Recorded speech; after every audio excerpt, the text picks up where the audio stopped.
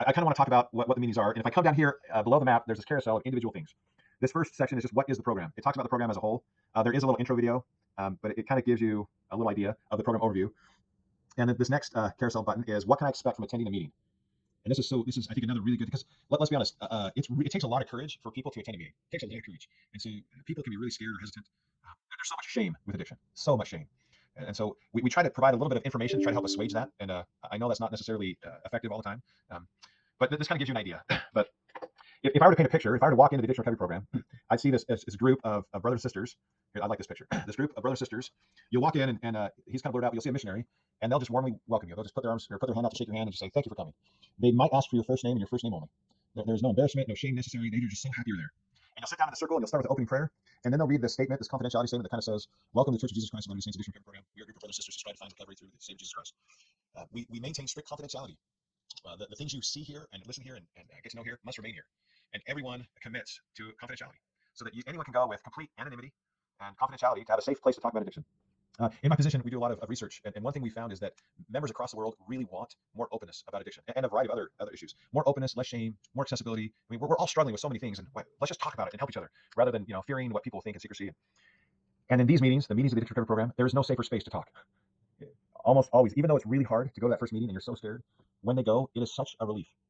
Because here you sit down and you don't have to say a word, you can just observe. So again, the meeting format is they'll welcome you, they'll say a prayer, they say this confidentiality statement, and then they'll read. There's a guidebook, kind of a workbook that talks about the 12 steps, and we'll read a little bit from it, and then we just open it up to sharing. Everyone can share, and then we close the meeting. That's the entire meeting right there. We read and then we share. But you don't have to read and you don't have to share.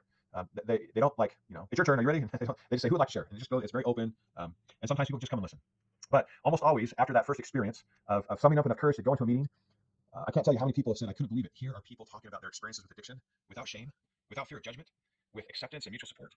And then almost always they'll say, "And I felt the Spirit." And this idea is like foreign to them. They feel like they're unworthy or they're broken, that they don't deserve the Spirit, that they can't feel the Spirit, and yet they come here to this meeting, and the Spirit is there. It's like the Savior pours a bucket of love over everyone because He knows how hard we're fighting, how hard we're striving. But they come away with a much different experience than what they had assumed they would have. Again, of support, of love, of acceptance, and of openness. People are just talking about their issues and how do we get better. And it really is a powerful experience. I'm only talking to you about this because that's this format, but the most effective way I have found for people to know about this program is to simply attend a meeting. Oftentimes, I'm asked to train new general authorities.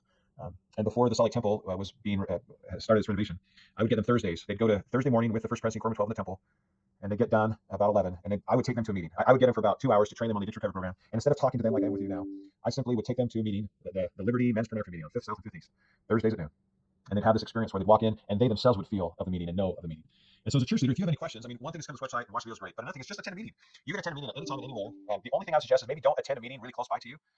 You never know who in your congregation is there already, and you just don't want to necessarily throw them off, right? Or likewise, you don't necessarily want to give them the wrong idea. So with Zoom, with our online meetings, you can attend any meeting anywhere online. And so it's really easy, a very safe space. Just check one out, see for yourself. And again, that is the most effective means that I have found to really help people know what the meeting's about.